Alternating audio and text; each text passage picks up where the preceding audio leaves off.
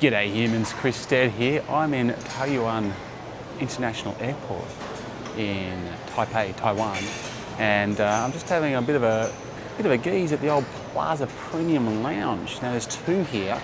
There's the A1, which is this one right here, and then there's the A, which is over there. I'm going to go through both of them for you, just give you a little bit of a tour, show you what they have to offer, and give you some thoughts in case you're thinking about, you know, having a little relax here before your flight. All right, let's do it.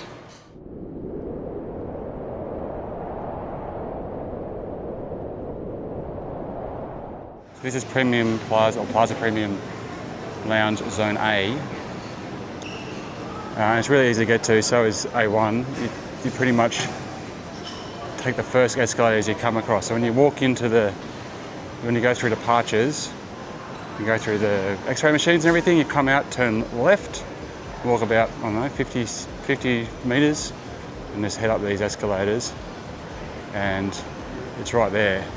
So Zone A is over there, but it's closing, so I'm going up to Zone A1, which is over here. Now I am on a really late flight tonight, so they're actually wildly packing up as I film this. But I've been here, I've got a bit of stuff already to show you. Now the thing about the Plaza Premium Lounge, I guess, franchise, I don't know if that's the correct word, but obviously they're in a lot of airports, is it's a value proposition, right? So it's not exclusive and it's accessible. You know, I think I saw you could get in here for about $40 Australian. I can't remember if that was on Klook or on a sale or what, but yeah, I saw that beforehand. So, you know, so it's a lot easier to access than your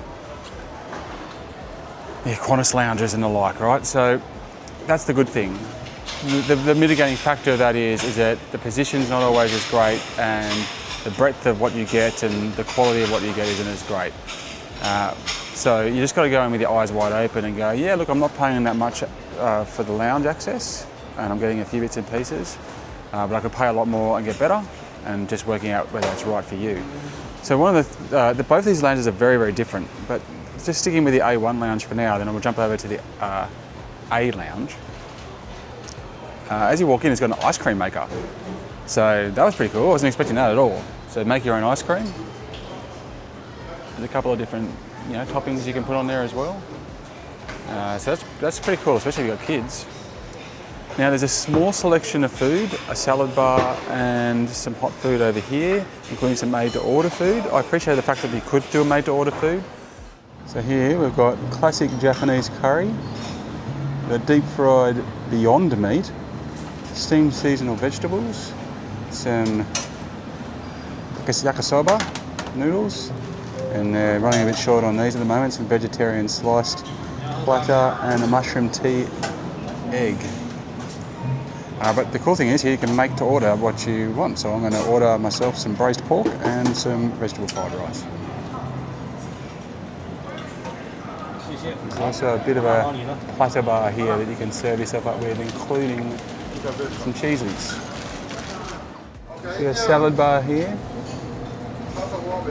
There's a lot of stuff on that list which isn't in here, so you must have to ask for it, I guess. It's quite late at night, so I'm wondering if they might be slightly running out.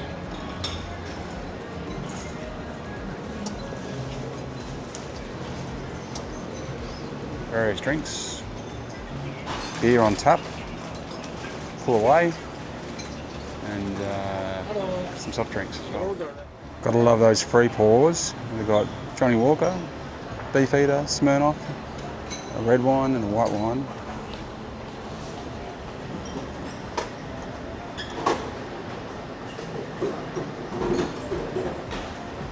And much like that vodka.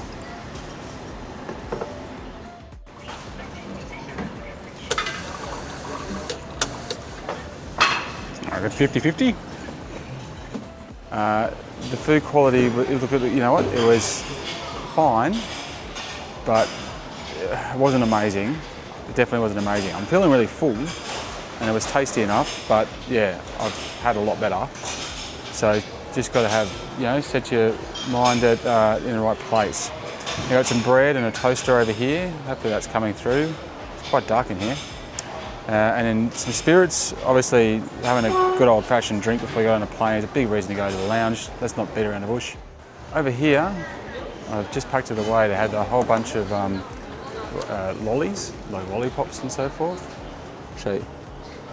So you can see under there, lollipops and. I'm sorry about this. I don't know if I'll ever be back in Taipei, so I'm going to do this while I can. And obviously you got soft drinks. There was some cereal here. You can pour your own tap beer, drinks and juice and coffee machines and the works, right? So you kind of got access to kind of all of that stuff. But you know, there was a little bit of a cheese platter you could choose from. They had down here some Doritos and salsa and nuts. The nuts were really yummy. The Doritos were stale. So that gives you a bit of an idea anyway. So I wouldn't, if I'm being fair dinkum, the food quality and booze variety is on the kind of minimum side. But then, like I said, you've got to take price into the equation. A couple of soups over here as well. Actually, the soups are pretty good. Probably one of the highlights. And then you get an idea of the lounge. So one of the interesting things about this particular lounge, A1, is it's open to the airport, right? So, you know, you're not stuck behind a wall, secreted away in a corner of the airport like you usually are with these lounges. And you are in the A lounge for sure. It's like right in a corner, kind of all walled in. Here, it's really kind of just open. You're in the airport, so very interesting. Seating's perfectly fine. It's actually got the same lounge kind of configuration in both A1 and A. So you kind of got these kind of soft leathery seats with charging ports next to them. The tables are very low, which is typical of lounges. It's a bit annoying for me with my back and when you're eating food, but it's not unusual in lounges. Quite a lot of seats. I mean, it's late at night, so I don't know how full it gets. But not too bad. One of the interesting things it has here is these kind of booths. So if you want a bit of privacy, you can sit in here.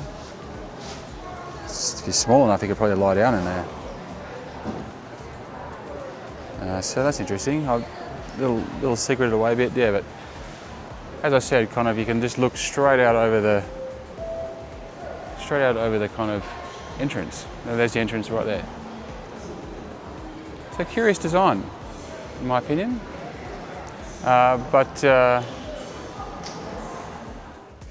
So here we are inside Zone A, which has kind of this initial area which is just kind of a bit of business, tables and chairs, booths. They're packing up furiously. I've got here too late to make the most of this lounge. The other one's open later, so this one closes at 10:30, the other one's open till 11. So I can't show you the food, unfortunately.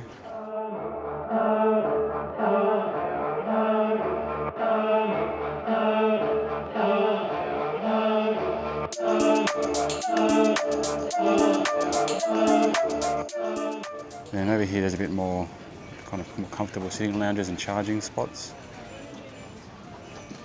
What separates Zone A from Zone A1 is that have these sleeping rooms that you can reserve.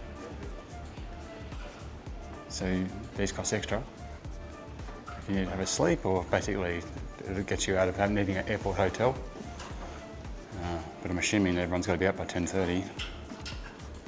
And then around the corner here, you've got some showers, which are also only in the Zone A option down here. Here's what you can expect from the showers. So not too bad. It's a pretty low rainmaker. I wouldn't fit under that, but that's not unusual. So there's towels you can obviously get from the reception, or you can try and pack one of your own with you. Hairdryer, bits and pieces, pretty typical airport lounge shower. As to which lounge to choose, obviously if you go to Zone A, you're going to have that potential shower experience. And also, you know, it's a little bit more secreted away, it's a little bit more in a corner, you're not really kind of in the airport. So, but the food and the drink and all that kind of stuff's pretty much the same. The seats are the same. So, I think either or. But if you want to have a shower, obviously definitely go that side because that's where you have the showers. So there we have it, guys. There's a quick tour of the Plaza Premium Lounge A and A1, or it's Zone A and Zone A1 or something like that, at the Taoyuan International Airport in Taiwan. And yeah, look, like I said at the top, you can definitely find much more premium lounge experiences, but you're going to have to pay for it.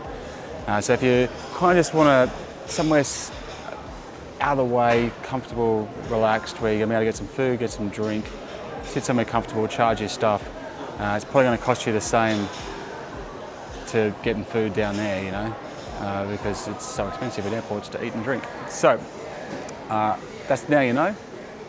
Not the world's biggest lounge either, but you know, I've certainly enjoyed the hour or so that I've spent here, and I'm much happier that I was here and not sitting out on those horrible seats down there. All right, I'm Chris Dead. Thank you very much for watching. Make sure to check out my other videos. Until next time, I'll check you later.